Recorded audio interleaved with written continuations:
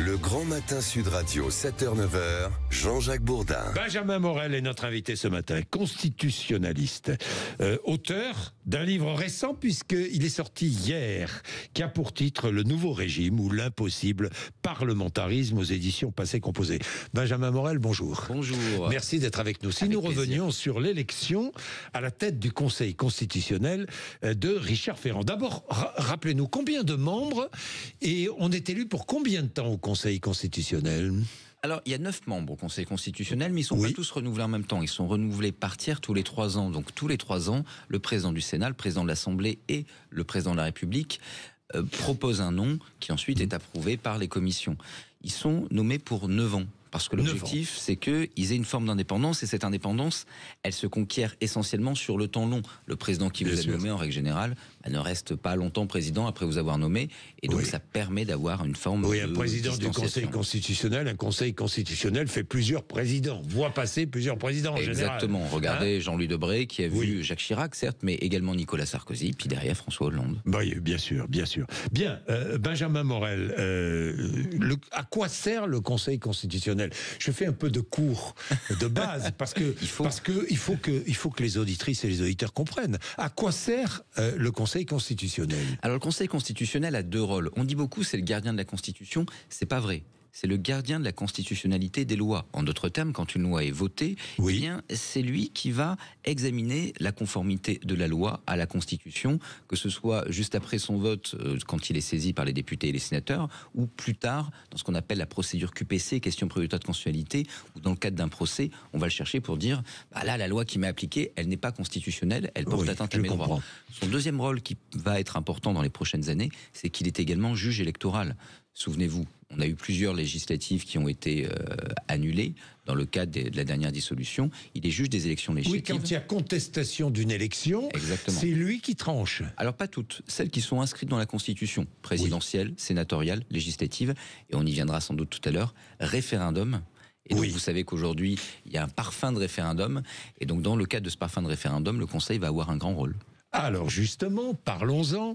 Le Rassemblement national qui défend, qui veut absolument un référendum, notamment sur l'immigration, eh bien le Rassemblement national s'est abstenu et a permis en quelque sorte l'élection de Richard Ferrand.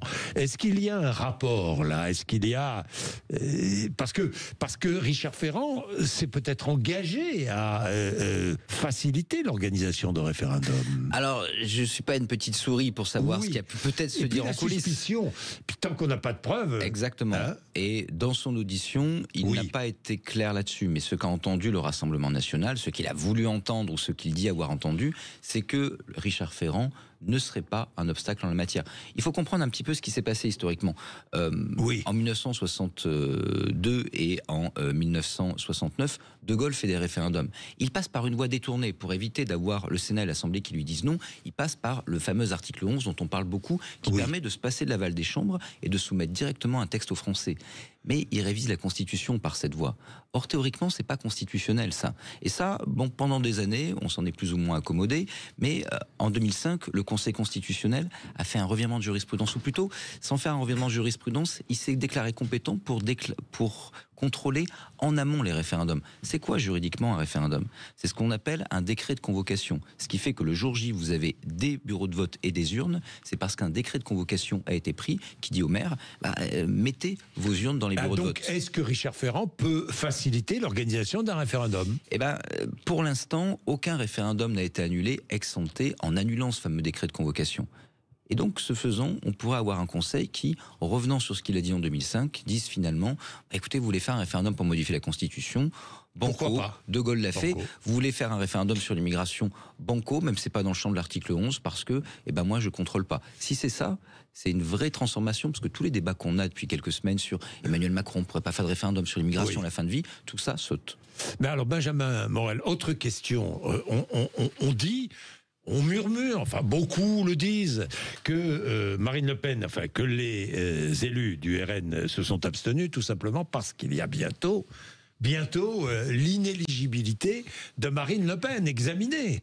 Alors, oui. Quel est le rôle du Conseil constitutionnel là? Alors, on a une question prioritaire de constitutionnalité, vous savez, ce dont je parlais tout à l'heure, cette capacité que vous auriez à saisir le juge constitutionnel dans le cadre d'un procès qui a été déposé par un élu mahorais.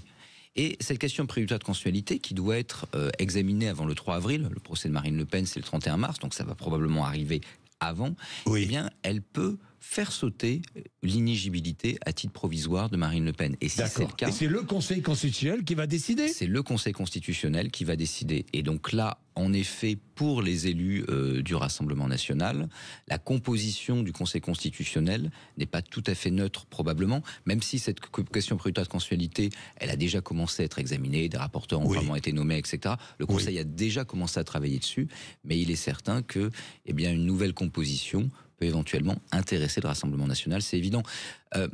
On a des statistiques pour dire qu'aujourd'hui, la couleur politique des membres du Conseil constitutionnel pèse sur les décisions. Donc on ne peut pas dire c'est uniquement de la technique juridique. De facto, c'est pas vrai, on arrive à le prouver.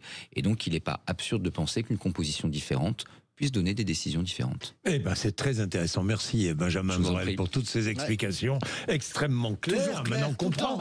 Moi je veux qu'on dépasse ces postures politiciennes qui m'insupportent et qu'on soit dans les faits. Qu'on explique, eh bien Benjamin Morel nous a expliqué, il est constitutionnaliste, je rappelle le titre de son livre, paru hier, Le nouveau régime ou l'impossible parlementarisme, aux éditions Passé Composé. Merci Benjamin. Merci à vous. Merci d'être venu nous voir ce matin.